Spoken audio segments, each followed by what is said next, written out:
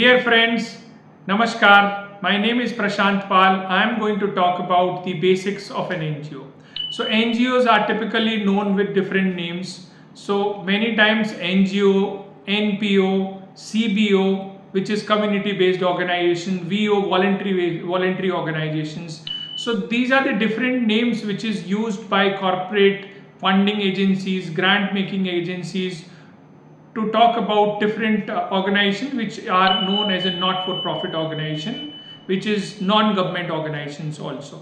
So this is very important for you to know what type of organization you should run or what type of organization you should form when you want to get into a social development sector. So typically there are three types of organization in India. We call it trust, Section 8 company and society. So these are the three types of organizations which are known as a not-for-profit organizations, and they all three are together known as an NGO, right? So you should know what type of organization you should form if you want to get into a social development sector. So this is going to be very difficult situation if you do not know what is your purpose, why you are making an NGO, and if you do not form the right set of organizations, right kind of legal entity you do not know, then it is going to be a problem. So let me just share about the three types of organizations. So NGO has trust, society and Section 8 companies. So trust is something when you want to do something, or there is one more person with you and you both have the similar thought process. It can be your wife, it can be your brother, it can be your father and son can create this trust.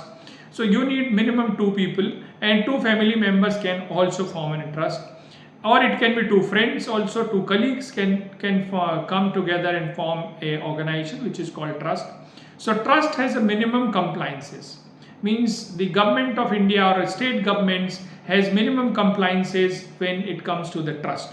And you form a trust, you can actually work pan India. You do not need permission to work in different states where you form it. So this is the beauty of organizations. And trusts are typically your own entity. It is like your own company. It's like a private organizations. You should know why you are forming a organizations. So let's say you want to do some initiatives that is your own priority, your own interest. Then you should go and form a trust as an organization. So trusts are typically, there are two types of trust. One is a private trust and a public trust. So public charitable trust is something that we all form for a charity purpose. So I run organization that's name is Pure India Trust. It is a public charitable trust. So when somebody wants to make a private trust is generally formed by a company for their employees welfare, or somebody who's industrialist or somebody has his own property and he want to secure that property, so you want to make a private trust. So private trust is not for a charity purpose, that is to secure the property or to ensure that the property of the family or the company is used for that purpose of the rules that you define. So the private trust is something that is formed by the people, and then come to the charitable organization. That's something you should form for the public welfare. And then second type of NGO is society. So when we come to about society is it's something you need to form at a state level or a national level. So when you want to make a society at a national level, you want to drive some project at a national level, then you need to have an 8 member from different states. That's very important. Second, if you want to have the state level society, then you should have 7 members from the state when you can form a society. So in this society, the beauty is that it is a democratic model. Everybody get the equal chance to be a president or a secretary or a treasurer. So every year you actually or based on the frequency that you define, you need to vote and you need to select the president for the organizations. So this is the beauty, that everybody comes together, everybody contribute for the success of the organizations. In the trust, you have the 1 or 2 person leading the organization or 1 person leading the organization. Other can be sleeping partners, I would say that. Then the society has the equal democratic model. So now you need to look at, so what kind of, let's say you want to run your own school, then you should go for trust. But let's say you want to form a organization which work for to preserve the art and culture of your city, or let's say you want to develop something for entire village, then it can be a society. So the society where everybody has a equal interest, everybody has the equal opportunity to perform, equal opportunity to do work, then you should go for a society. And then third is the Section 8 company. The Section 8 company has the merits of both the model trust and society. So generally Section 8 company is formed under Ministry of Corporate Affairs. It is online registration happens. It has the highest level of compliances, where when as soon as you form the company, you actually come up with all the compliances that you need. You need to have your audit report, your PF, ESIC, TIN number, all the registrations has to be done when it is formed. So when you want to think about a organization that run for a bigger interest for international levels or national level, or the credibility has to be the highest level, then you should go for a Section 8 company. So I have seen many times the people form the Section 8 company just because their chartered accountant says that.